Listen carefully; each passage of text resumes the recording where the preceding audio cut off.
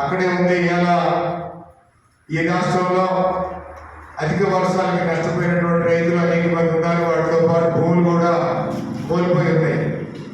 అంతేకాకుండా ఈ సాలి పంటల నుంచి పండితే వాటిని కూడా ఇవాళ రైతులు ఆ పండించినటువంటి సాలి పంటలు పండించినటువంటి ఆ పంటలు కూడా అమ్ముకునే దానికి ఇవాళ సిసిఐ కేంద్రాలు అనుకూలంగా ఈ జిల్లాలో లేవు. పత్తి ఒకసారి చూసినట్లయితే అధిక వర్షాలకి కాయకుళ్ళు వచ్చేసి ఎకరానికి 12 క్వింటాలు కావాల్సిన పత్తి ఇవాళ 5 క్వింటాలు 4 క్వింటాలకి దిగజారిపోయింది. దానికి 10,000 రూపాయలు కాకుండా ఇవ్వాలని రైతు సంఘాలుగా మేమందరం అడిగినాం. ఇవాళ సిసిఐ కేంద్రాలు మండలానికి ఒక సిసిఐ కేంద్రాన్ని పెట్టి కొనుగోలు చేయాలని రైతు సంఘాలుగా మేము సంయుక్త రైతు సంఘాలుగా డిమాండ్ చేస్తున్నా కూడా కేంద్ర ప్రభుత్వాలు కానీ ప్రభుత్వాలు కానీ పట్టించుకున్న పాపాలు పోవట్లేదు. అందుకని 10,000కి తప్పకుండా పత్తి రైతులకి పత్తి కొనుగోలు చేయాలని సిసిఐ కేంద్రాల ద్వారా మండలానికి ఒక సిసిఐ కేంద్రాన్ని ఓపెన్ చేసి, దాంతో పాటు కాకుండా ఇవాళ ఒడ్లు చూసినట్లయితే చేతికి ఒడ్లు వచ్చినాయి. వాటికి నిమ్మ పేరుతోని తరుగు పేరుతోని 4 కిలోలు 3 కిలోలు కట్ చేసి వాటిని ఒక అగాధం చేసే పరిస్థితి. దాన్ని కూడా సిసిఐ కేంద్రాల్లో మేము చెప్తా ఉన్నాం.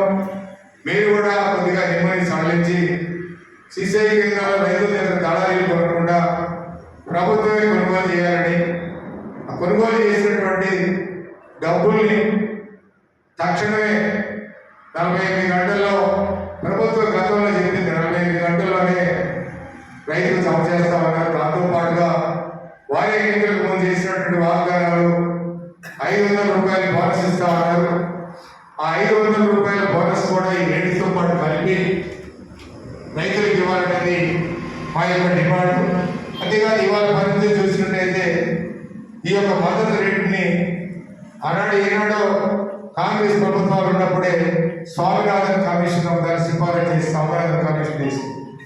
స్వామినాథన్ కమిషన్ సిఫారసు చేసిన ప్రభుత్వాలు ఏదైతే పంట పెట్టుబడి పెడతామో రైతు పండించే పంటకి ఖర్చు మొత్తం ఒక ఎగ్జాంపుల్ 40,000 రూపాయలు తప్పకుండా ఇవాళ ఖర్చు అవుతా ఉంది ఎకరానికి. బాగా అయిపోయింది.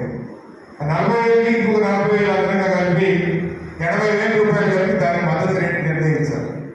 కానీ వాళ్ళ ప్రభుత్వాలు మనమైతే లేదు 30% లేకపోతే 40% లేకపోతే 25% కలిపి ఇలా మద్దతు రేటు నిర్ణయం చేసి ధాన్యానికి 2300 చొప్పున ఇస్తా ఉన్నారు. కానీ ఆ నేపథ్యంలోనే వ్యవసాయ చట్టాలు తీసుకున్నాడు. ఆ వ్యవసాయ చట్టాన్ని 400 రోజులు పైబడి వామపక్ష రైతు సంఘాలు, స్వతంత్ర రైతు సంఘాలు, 400 పైగా రైతు సంఘాలు 400 రోజులు పైబడి ఢిల్లీ చుట్టుపక్కల మోహరించి రైతు చట్టాలని వెనక్కి తీసుకునే ప్రయత్నం చేయగలిగింది. ఆవేళ నరేంద్ర మోడీ చెప్పింది ఏంటంటే రైతు చట్టాల గురించి రైతులకు మేము అవగాహన కల్పించలేకపోయాను, అందుకని బేషరతుగా రైతు చట్టాన్ని వెనక్కి తీసుకుంటా ఉన్నాం. అదేవిధంగా వాళ్ళు పెట్టిన డిమాండ్ ఏదైతే ఉందో కనీస మద్దతు ధర ఎంఎస్పి అమలు చేస్తామని చెప్పి అక్కడ పార్లమెంట్ సాక్షిగా హామీ ఇవ్వడం ప్రకటన చేయడం జరిగింది. కానీ ఆచరణ చూస్తే ఇవాళ రైతు చట్టాలని దొడ్డిదారులను అమలు చేయడం కోసం ప్రయత్నం చేస్తూ ఉన్నారు. మన బడ్జెట్ సమావేశాల్లో జాతీయ సహకార విధానం అనేది అనుకుంటూ తీసుకుంటాం. ఈ జాతీయ రైతు సహకార విధానం ఏంటి అంటే గతంలో పల్లెటూళ్ళలో ఖండింపులు అనేవి ఉండే, అందరికీ గుర్తుండి ఉండాలి. ఖండింపులు అంటే పంట చేలో ఉండగానే ఆ పంట పెట్టుబడి కోసం అవసరాల కోసం వ్యాపారస్తుల దగ్గరకో లేదా ఇంకో దగ్గరకో డబ్బులకు పోతే చేలో ఉన్న పంట చేలో ఉండగానే ఆ ధాన్యం రేటును నిర్ధారించి పంట వచ్చిన తర్వాత ఇవాళ ఏ రేట్ అయితే నిర్ధారించారో ఆ రేటుకి తీసుకునే పద్ధతిలో ఖండింపులు ఉండేవి.